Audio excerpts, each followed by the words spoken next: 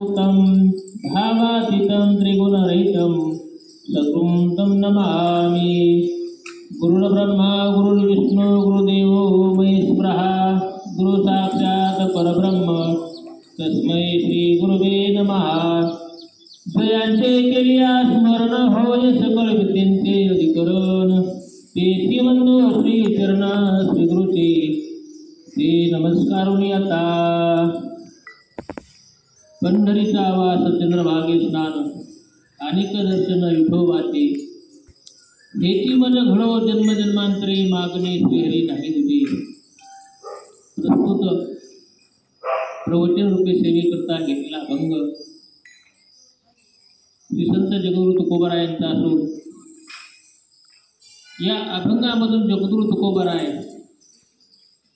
भगवान पंढरीनाथ परमात्मा असणारा विटेवर उभा असणारा भगवान परमात्मा अर्थात सर्व देवाचा देव असणारा जो देव आहे त्या देवाकडे मागणी मागतात। काय मागणी मागतात तर महाराज म्हणतात मला फक्त हेच पाहिजे, याच्याकरताच मी जन्म घेणार। काय पाहिजे? पंढरीमध्ये वास्तव्य पाहिजे, चंद्रभागेचं स्नान पाहिजे आणि विठोबाचं दर्शन पाहिजे। हेच मला अनेक जन्मामध्ये घडो, एका जन्मामध्ये नाही, किती अनेक जन्मामध्ये घडलं पाहिजे। साधना ही अनंत काळापर्यंत करावी लागत असते। आपली जी साधना आहे ना ती साधना सतत चालू ठेवावी लागत असते। एका जन्मामध्ये साधना केली म्हणजे फळ मिळतं असं नाही, आपली साधना अखंड चालू पाहिजे। म्हणतात धार अखंडित ओघ चालीला निघते। आता तुमची ही जी साधना आहे, सकाळी रोजची रोज तुम्ही रामफेरी काढता, ती साधना आहे तुमची। आणि साधना कशाकरता करायची असते? साध्याच्या प्राप्तीकरता साधना करायला लागते। आणि साधना कोणपर्यंत करायची? जोपर्यंत साध्य प्राप्त होत नाही तोपर्यंत ही साधना सतत करायची। महाराज म्हणतात जवरी अर्जुना तो बोध भेटे ना मना तवरी ये साधना बजावीची लागे। कोणी कोणती साधना करत असेल, कोणी कोणती साधना करत असेल, कारण प्रत्येकाच्या साधना भिन्न आहेत, पण प्रत्येकाचं साध्य मात्र एकच आहे। कोणी सकाळी उठल्याबरोबर नित्यनेम करत असेल, घरी बसल्या बसल्या स्नान झाल्यानंतर देवाची पूजा करायची आणि देवाच्या समोर बसायचं, हरिपाठाचं वाचन करायचं, ती एक साधनाच आहे। ज्याला हरिपाठ येत नसेल त्यानं सकाळी उठल्याबरोबर स्नान केल्यानंतर भगवंताचं नामस्मरण करायचं, 5 माळिका होऱ्या नामस्मरण करायचं। भगवंताचं सकाळी उठल्याबरोबर एकदा ध्यान केलं पाहिजे आणि सायंकाळी झोपताना एकदा ध्यान केलं पाहिजे। सायंकाळी झोपताना आथरुणावर बसायचं आणि देवाचं ध्यान करायचं। देवा, दिवसभरामध्ये माझ्याकडून जे काही बरं वाईट कर्म झालं असेल, एक नाही करचरण वा कृतजम वा कायजम कर्मजम वा, हातानं पायानं डोळ्यानं वाणीनं हे जे 10 इंद्रिय आहेत, ह्या 10 इंद्रियाच्या साह्यानं दिवसभरामध्ये माझ्याकडून जर काही चूक कर्म झाला असेल तर देवा मला क्षमा कर, त्याची आठवण करायची आणि झोपायची। ही एक साधनाच आहे। सकाळी देवाचं ध्यान करायचं, संध्याकाळी देवाचं ध्यान करायचं, देवाची क्षमा मागायची, कारण त्याच्याशिवाय काहीच नाही। बघा, देवाशिवाय काही नाही म्हणतात ना, वृक्षाची पाने हालेल्या दिसता राहिली अंता मग कुठे। तुमचा श्वास चालू आहे, आपलं शरीर चालतं। महाराज म्हणतात ना, चाले हे शरीर कोणाचे सत्ते कोण बोलवितो हरिविन, देखई ऐकई एक नारायण तयाचे भजन चुकू नको। आपले डोळे बघत नाहीत, आपले कान ऐकत नाहीत, आपलं शरीर पायी चालत नाहीत, शरीर चालूच शकत नाही, चालविणार वेगळा आहे। कल्पना करा, आपल्याकडे डोळेच बघत असते तर ज्यावेळेस माणसाचा देह पडतो त्यावेळेस त्या प्रेताला डोळे असतात का नसतात? असतात ना। मग ते डोळे बघतात का कोण कोण आले, कोण कसं रडायले, कोणाचा स्वर कोणता आहे, कळतं का त्याला? डोळे नसतात का? डोळे असतात पण त्याला काही कळत नाही, कारण डोळ्यातून देखणी ऐकावी, डोळ्याच्या साह्यानं बघवणारा आपल्याला दाखवणारा तो वेगळा आहे. ऐकवणारा, कारण जे आपल्याला ऐकता येतं, प्रेताला कानही असतात पण कान ते ऐकतात का? नाहीच ऐकत. त्याला पायही असतात, ते म्हणलं असतं ना चला आता मला असं माडाव बाजून कशाला नेता, तुमच्या सोबतच येतो, नाही, कारण ते सर्व निघून गेलेलं असतं. दाखवणारा, ऐकवणारा, चालवणारा सर्व जो कोणी आहे तो भगवान परमात्मा आहे. बघा, माणूस सोबत मी म्हणतो आणि भगवान परमात्मा सुद्धा माणसाचे अभिमान चालवतो. माणसाची देव चालवी हंता, राहिली ममता मग कोटी. देवाला वाटतं चलू द्या, मनाला मीच चाललो, मीच करायलो. देव एवढा मोठ्या मनाचा आहे आणि तो मोठ्या मनाचा आहे म्हणून त्याला देव म्हणतात, हे की नाही? तो भक्ताचा सांभाळ करतो आणि दुर्जनाचाही सांभाळ करतो. सकळ जीवाचा करी तो सांभाळ, तुझं मोकुलीला ऐशी नाही. तो भगवान परमात्मा सर्व जीवाचा सांभाळ करतो. ज्याप्रमाणे पाऊस पडत असताना तो म्हणतो का ही हागंदारी आहे, का हे शेत आहे, का हे शहरी भाग आहे, काहीच नाही. तो पडायला आला की चौकोन सारखी वृष्टी करतो.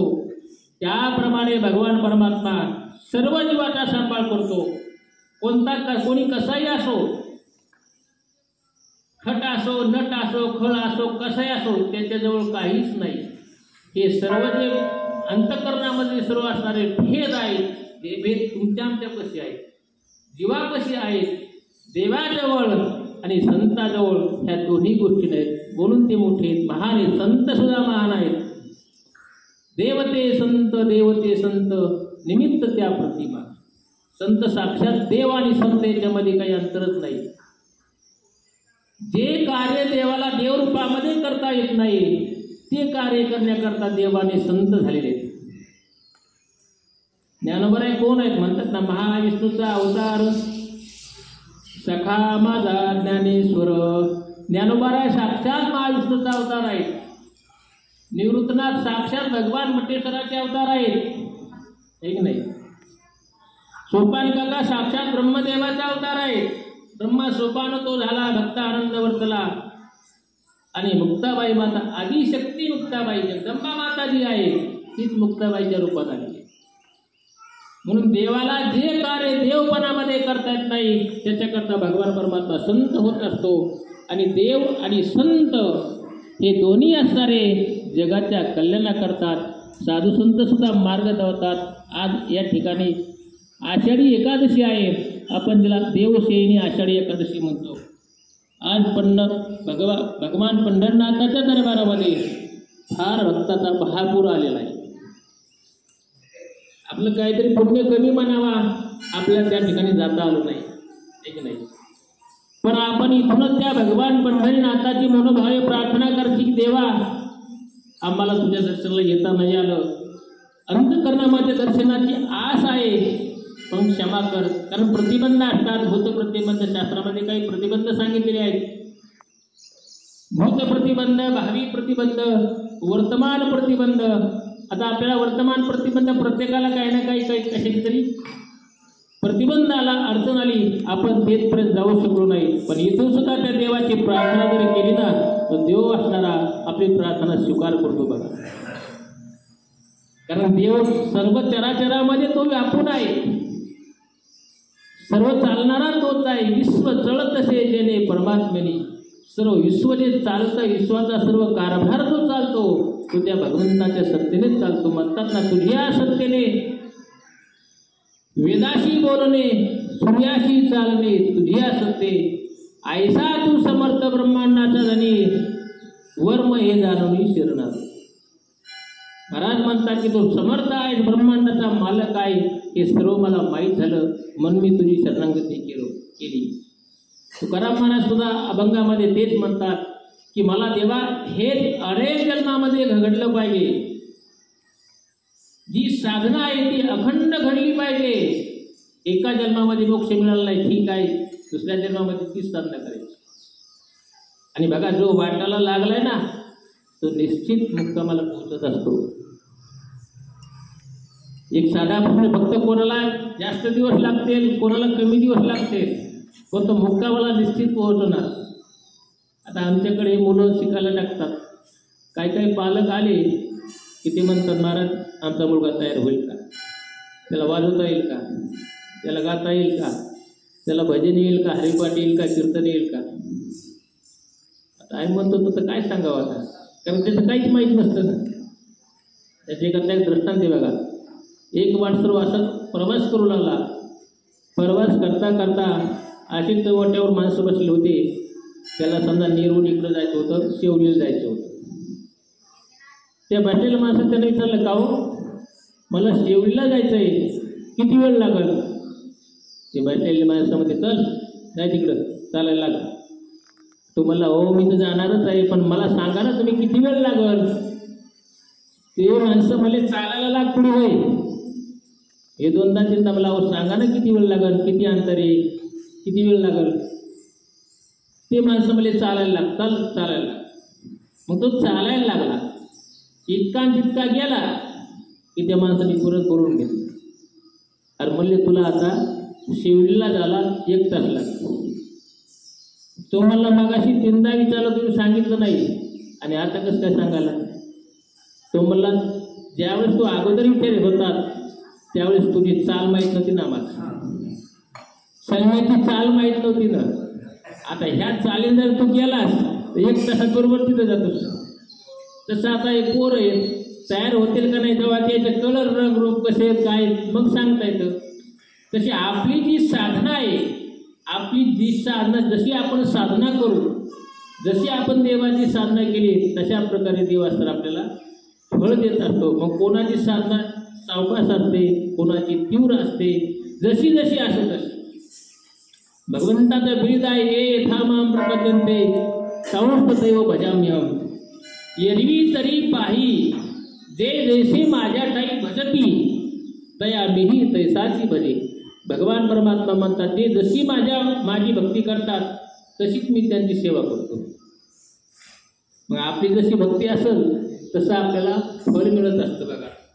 तर काय, भक्ती ज्याची थोडी, पूर्ण विषयाचीच गोडी, असं असता कामा नये. आपल्या जीवनामध्ये आपण कोणतीही साधना करा, त्या साधनेमध्ये सातत्य ठेवा आणि अगदी निष्काम होऊन, निश्चल होऊन, शुद्ध मनानं भगवंताची साधना करा बघा.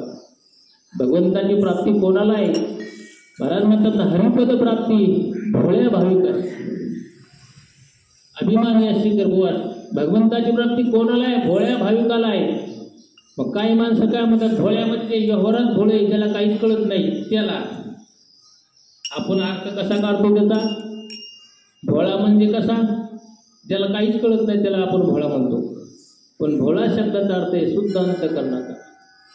ज्याचं अंतकरण शुद्ध आहे, ज्याचं मन शुद्ध आहे, त्याच्या अंतकरणामध्ये आपला प्रकार भाव नाही, शुद्ध मनाचा जो आहे तो भोळा आहे.